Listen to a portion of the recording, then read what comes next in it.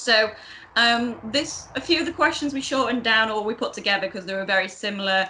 People had asked the same sort of things. So this first question is a mashup of one from Carol and Susan. And this is, where did you and Gill get the courage, resolve and strength to begin your amazing journey of bringing compassion, care and hope to the abandoned dogs and cats in Thailand? The answer really is there was no courage. What's the terms again? Courage, resolve and strength. Resolve and strength. Okay, the outset, those things don't come into the equation. I would say they did later, after Gill lost her legs, on Gill's side, because I'll be totally honest here. I mean, if Gill, after what happened, and I mean, bear in mind, she also lost a bit of use of her arms as well. People notice she has all these scars on her arm. That was gangrene on her arms. Fortunately, they were able to save those, not her legs. And if she'd have said, that's it now, I can't, I'm not doing it, that would have been it. That would have been as far as our involvement goes, because I would have supported her. It was her decision. No, she was determined to carry on. So if you're talking resolve, strength, and I've forgotten the other one, Courage. Gill had those in abundance. I would go, I mean, okay, I've not met brave people, but there's no doubt about it. She was the bravest person I have ever met. And Donna touched on it earlier. People didn't see what I saw. I mean, she was determined from the outset that, as Donna said, about she wasn't going to use a wheelchair, she was going to use her legs. And I said to her, Gill, take a break, use your wheelchair for a couple of weeks. She wouldn't, she refused. It was upstairs, she said, I want that wheelchair's going up in the attic, in the loft, and I never want to see it again. And she didn't until, well, used to bring it down. That's another story when we used to go to airports. You already touched on that, but if not, I'll touch on it again.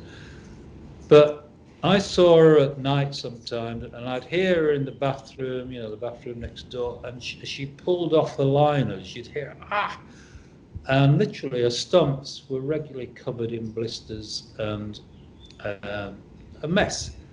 Because when you wear these prosthetics, which are thick plastic, you have to wear a thick silicone liner. You have to wear then on top of that socks, because they have to fit in so they don't move. It's suction based. We're living in a tropical climate where it's hot and it's sweaty, and that's why when the doctor spoke to they said most people in Thailand don't bother, in your situation. They will actually choose to be in a wheelchair, and doctors say that's not going to be you. He said definitely not. So I saw that, and I saw how often she was in pain, but it didn't matter. She carried on. The next day she will be pulling them on and going back, and so to me that is strength and resolve. There's none on my part. You can say determination to a degree, because that's probably part of my character, and it was also Gill's. If you start something, you do it, and I've never been a believer in doing things by halves. It's either all or nothing. And when you're talking about living creatures, animals, once you start something like this, there's no way you can turn away and leave it. I mean, what's going to happen to them if you leave it? So once you start it, and people have asked me this, and it's one of the questions going on, but I'm thinking of starting an animal where I want to do what you've done, and blah. And I say, well, don't even consider it unless you're prepared to give it everything, 100% everything, because the rest of your life will go. And unless you're prepared to do that, don't even start, because I've seen so many people come and think, oh, I want to help, and then there's something like, this is taking over my life, and I can't, so they leave. And then generally often we get calls, oh, well, I have to leave the country now, I can't do this anymore, can you take my dogs, and this sort of thing. So the answer is, well, people didn't do that. Don't even start unless you're determined to see it, to give it everything, because it will take everything. Yeah. Okay. Did I go off the top there a bit? I can't remember. No, I don't think so. No, I just, it was a very emotive answer. I don't want to ruin it by adding anything, so I'm just going to move on to the next question. How, you've kind of touched on it a little bit there, that like it's kind of all or nothing if you're doing this sort of work. So how do you balance family life and this foundation? This is from Cher. They say, I ask this because I believe that the foundation is your life. How did Soi Dog Foundation start? I'm interested to know because it takes a lot of planning, time and effort and financing to save our poor babies out there. How does it all happen? If you start, well, we could be here all night talking about this question. I mean, if you read the book, I think you'll get a lot of answers, but to how you do, how it actually needs doing and what we've done. In terms of, can you just repeat the first part of the question again? How do you balance family life and the foundation? Okay, well, our family life, Gill and I were family, and the foundation, if you like, was our baby. Yeah. Okay, so it was our family. And Soi Dog, supporters and everything else, they're our family. We've always tried to make it. It's become difficult. I mean, when you get supporters, but I remember for many years, every individual that wrote made a donation with, I would write personally back to. It's impossible now. There isn't enough time in the day to do that. But we wanted, and we responded to letters, every letter, because we wanted it to be like a family situation. So the dogs are our family. I mean, my family now is sat next to me. I mean, my family is here. It's the dogs, and I mean, they come and the older ones, the original ones, have now gone. There's others here. I mean, I'm not daft enough to, I won't now get puppies or anything because my age. The last one I got after I lost a couple recently, I was told, right, I wanted a dog old, that was not going to be adopted, etc. And so I got this one on my left here. It was 3 legs. I was told he was 15. I don't believe that for a minute. He runs around like a puppy. But Dr. Allah assures me his teeth tells her he's got to be at least 13. I don't even believe that. But nevertheless, that's the sort of dog. So they're my family, and Soi Dog is my family. I get back to the UK. I would have liked to have gone back to the UK. Supposed to have gone back twice this year in April. That was cancelled. Next month, July, I was planning on coming back. That's cancelled. So obviously I do have my son still in the UK, and I have my sister. She comes over regularly, generally once or twice a year. That's coming in November. Hopefully that doesn't get cancelled. So, but really my life is, it's here. It's the dogs, and it's a case of that's my family, and so there is no conflict. Not been a conflict. You can argue, I mean, if you get deeply into this, when Gill was alive still, I suppose you'd get you'd have the odd bad day, I think, where you think, well, God, when we first came here, we planned to get in a car and just drive around and see Thailand and see all of Southeast Asia. I mean, big Bangkok and big Chiang Mai was normally about the Soi Dog business. We've never seen the rest of Thailand. We've had a couple of short breaks in Laos once, and then once in Vietnam, and that's it. So we've never really had any, if you like, one-on-one life together, because there's never been any time. I mean, going back to the previous question, what's required? I mean, when you go back years, I mean, you're talking at least 12 hours a day, 7 days a week. It doesn't give you much time for anything else. But you make that choice. We made that choice. So once you've made that choice, in my opinion, there's no going back. There was a possibility of going back when Jill lost her legs, because it would have been very much a reason, I can't do this, because she loved catching dogs. She loved the mobile clinic. And even after she lost her leg, she was still doing that. She was still running mobile clinics. That's what she loved doing. Very difficult. And if she'd said, no, we'll have to call it a day, or you carry on, you look after the dogs at your temples and whatever, but I can't do it anymore, this wouldn't have happened, what it is now. But that was her decision. Yeah. And what about you, Donna? Because you do a slightly different side of the foundation, don't you? You work here in England, and you do a lot with from what I gather from sort of like the merchandise and the running of the smooth running operations. How do you sort of balance your family life and the foundation?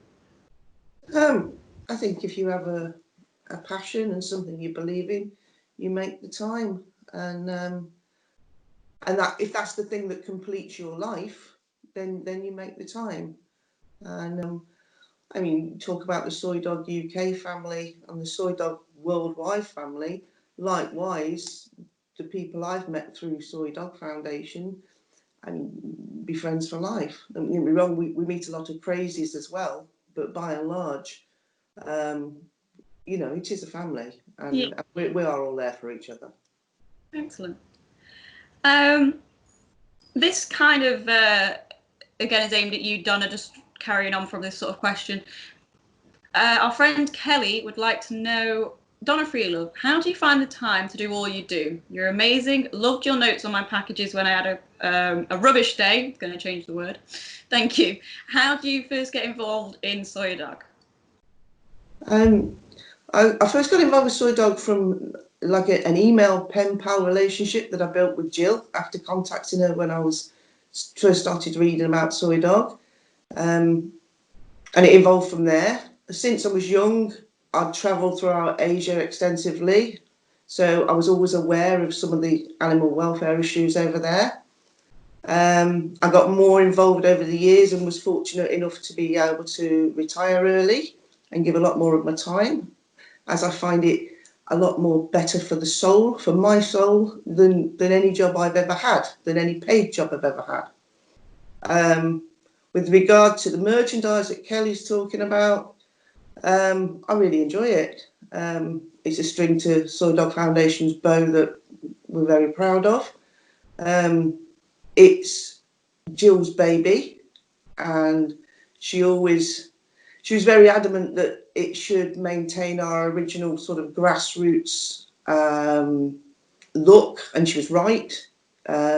We have variations on things, but it's always immediately recognisable as the original designs that Gill did and as being Soi Dog. So it's her baby, and that makes me passionate about it, because I want it to work for her as well as for making money for the animals. So to answer a question, it's a passion, and you make the time, and you build your life around it, and good things come back into your life from being a part of something like Soi Dog Foundation. They truly do. Yeah. And I speak for everybody that volunteers and everybody that supports us. The social network of people. It's great. There's not a job in the world, a paid job, where you would be part of this family and you would be embraced as much as you are within Soi Dog Foundation. It's quite unique. Excellent. I'm glad that you enjoy it so much. It's good that you enjoy it so much, but I'm glad.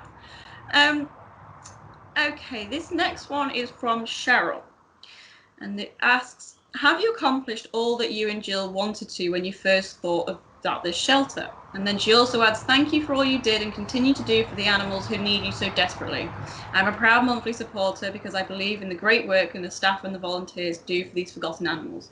Thank you so much, and can't wait to read this book. So thank you for that lovely statement, Cheryl. So John, Donna, do you think I would imagine that you don't feel like you've completed your mission, but do you feel like you're on your way to accomplishing that mission?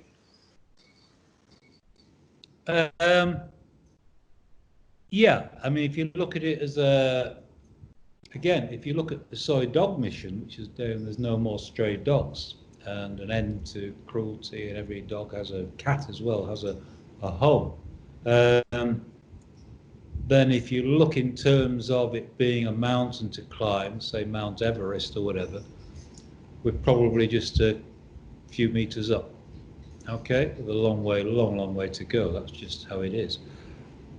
But if you'd asked me again, would we have achieved what we've done so far? I mean, we will pass over 500,000 animals sterilised sometime this year. We've had a blip in the last couple of months because of COVID, but we're back on track.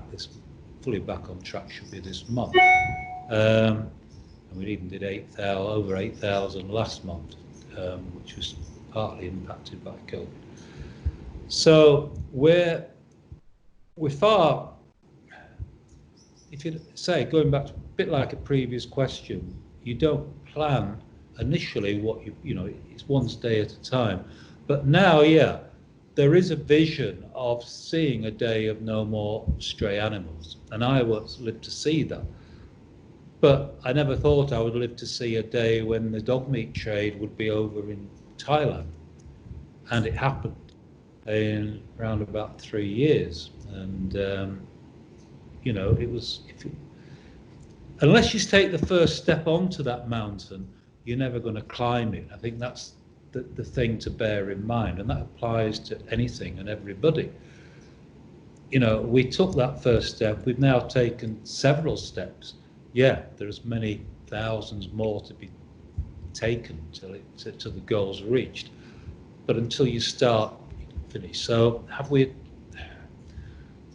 we're much further on. I mean, if you'd asked, you know, where we're at now, would we have been there if you'd asked us, what was it now, 17? I lose track of time, but yeah, nearly 17 years ago now. I'd have said you're joking. But now, what I want, you're always moving the goalposts. You achieve something and then, right, what's the next? What's the next? You're always moving on and on. Yeah. Try and, you want to do more. And that's what drives you on. Okay, we've done that, yeah, no, but that's but now great, it's a new thing. You know? Yeah, so it's always ongoing, so you never achieve, you know. I mean, the object of Soi Dog Soi Dog doesn't exist anymore because it's not needed. That's the object, you know. I'd be the happiest person in the world if we could just say, right, sorry, you know, well, I wouldn't be happy for the staff because find them up a job and stuff, but sorry, there's no more stray dogs to help. You know, that's the object. You know, we're not trying to self-perpetuate here. That's the object. Yeah. Okay. Yeah. Again, I think this is a little bit more aimed at yourself, John. Over the years, John, before you lost your beautiful lady, Gill, what events, and I know there were many, made you feel like giving up and spurred you on? I know what spurs you and your team on now, and Gill would have been so very proud of you and your wonderful work. So I think the main question, that's from Kathleen, and the main kind of question nice. Yeah, that's very nice of you, but it doesn't, yeah.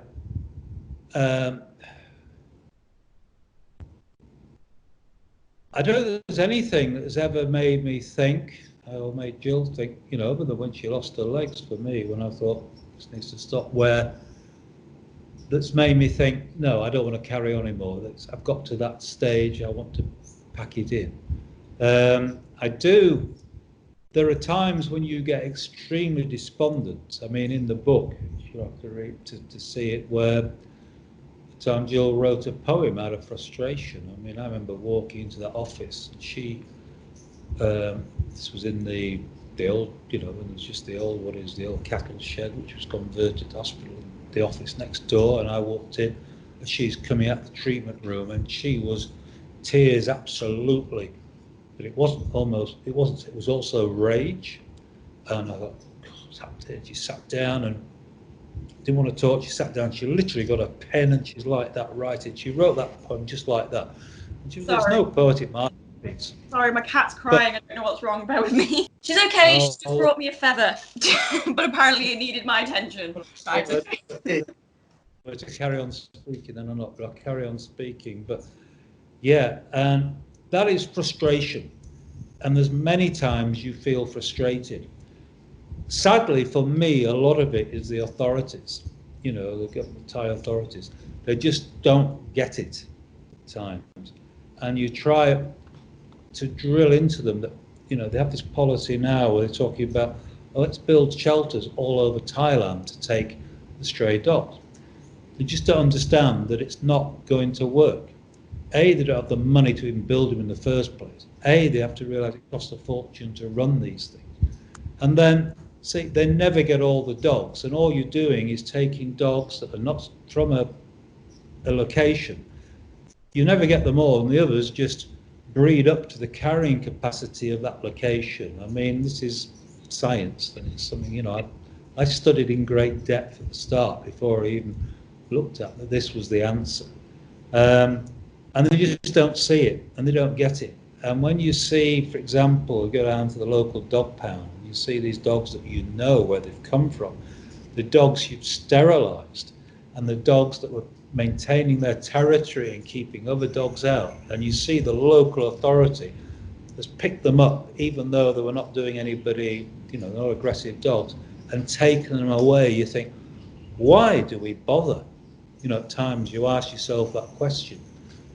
And you do ask yourself that question regularly. Why do we bother? But you do bother, and you keep going on, and you keep arguing, you keep meeting them and trying to change. It's education as well. And we hope in the end they get the message. Certainly, if you look at other countries like Bhutan, where they took all the stray dogs and put them in shelters, the people themselves complained about it, and then those dogs were all released, and they now have a very active and very good sterilisation program to control the population. They've learnt. But over the years in Thailand, they've gone through like shooting dogs, poisoning them, until the king intervened with the shooting in Bangkok and everything, and it's never worked. But they don't, you get new officials coming, and they don't really, they haven't learnt by their own mistakes, and they don't see previous. So they don't get it, that this has never worked and it's never going to work. And the only thing that's going to work is what you're telling them they need to do. But again, you've got to be tactful, because this is their country. So it's, for us to tell them what to do is not right. You've got to try and be very subtle and get them to take it on, And it's the same the dog meat trade. I mean, you get so many foreigners, what's wrong with eating, because they don't like dogs or whatever, but they don't quite see the underlying issues as well, which is why we, in like Vietnam at the moment, we focus on the health side. We're using COVID-19, but we're also using rabies and everything else to try and get them to change, not because of cruelty, because although it's so cruel, they don't see that. They don't even understand. Cruel, what's an animal?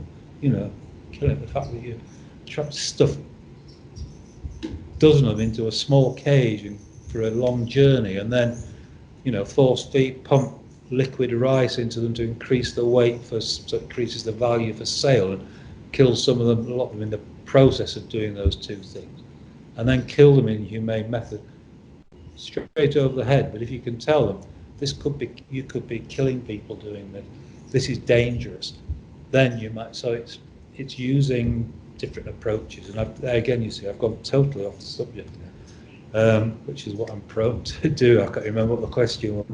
So there you go. I'll shut up before I go off. I'll be off preaching to hopefully the converted. That's okay. Don't worry.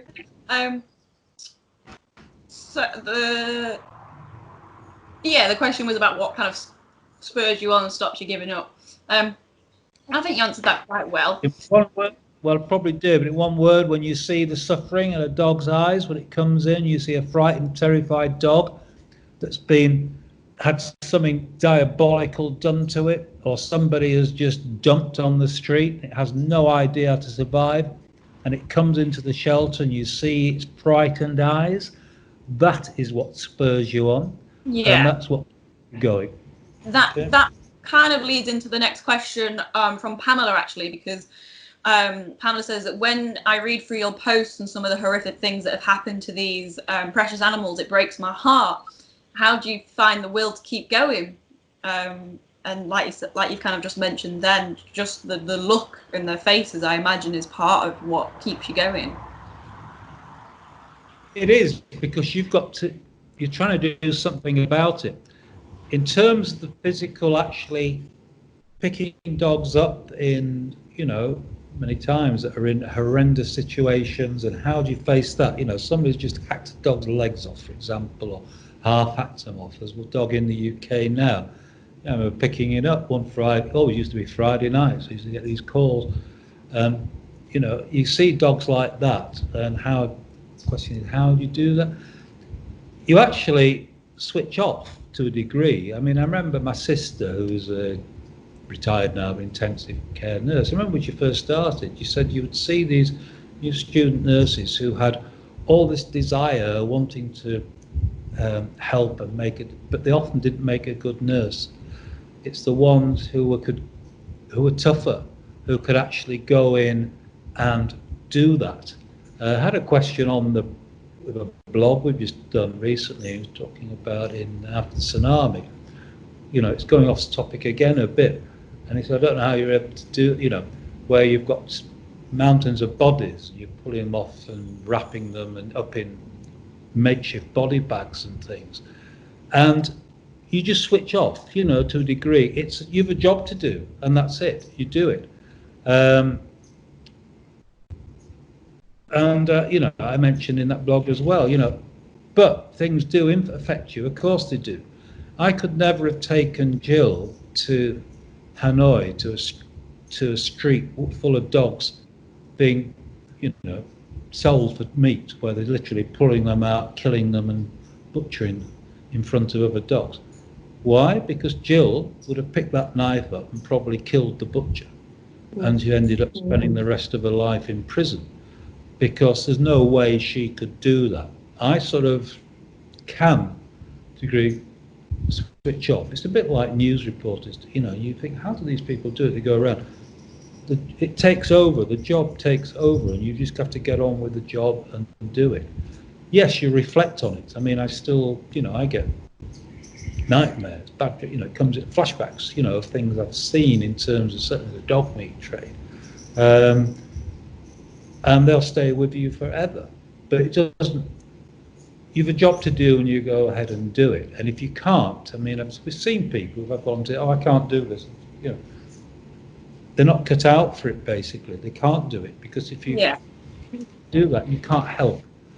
And the idea is to be able to help. Does that answer that question? No, it's not. It's a bit all over the place. But. Yeah, no, I think it does answer that question. As it's not the same. I don't do what you guys do at all. But I can totally understand that. I mean, I'm squeamish. I'm like a bit of a. But when it comes down to me having to do something, I can't think of any examples that I could talk about. But when it comes down to having to do something that others might find distasteful or really struggle with it and make difficult, I can just get on and do it because it needs to be done. But that doesn't mean it doesn't affect me. And like you said, it's the same for you. You need to do it because it is something you're doing. It doesn't mean it doesn't affect you later on, though. It doesn't play on you. It's just at the time you have to be professional. I was just going to sort of ask, so for Donna regarding this question, I imagine you don't see so much of the dogs in person in these cages and in these situations, but you see many photos, and you see many of you see lots of before and after, the dogs being rescued and how they look afterwards. But it must have an impact on you as well, having to do the promotional stuff and see all these images of these poor tortured animals. I think, over the years I've seen a lot of things, and I've seen a lot of things that Gill showed me that weren't even published. And we had this discussion once about, and you were there, John, where Gill was writing to a singer that she'd met, and this singer had, female singer, and this female singer had offered to help Soi Dog Foundation. So Gill intended to write to her, and she showed John and I the email and telling her about what we did, and she'd attached some of the most horrific photographs and said, should I send this? And I think John and I both said, that's a bit too much.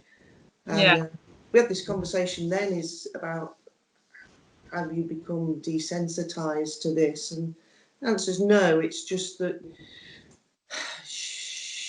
Gill couldn't understand why everybody shouldn't see the facts, and because she'd seen it and had to stomach it and been brave and strong enough to do something about it, Gill sort of blinkered and assumed that everybody could take that. So sometimes she had to be reined in to say, well, perhaps you should not attach that. Perhaps you should approach it from a different angle. So it's horses for courses, isn't it? What people can stomach and what they can't. I know it was relating to the child in Vietnam,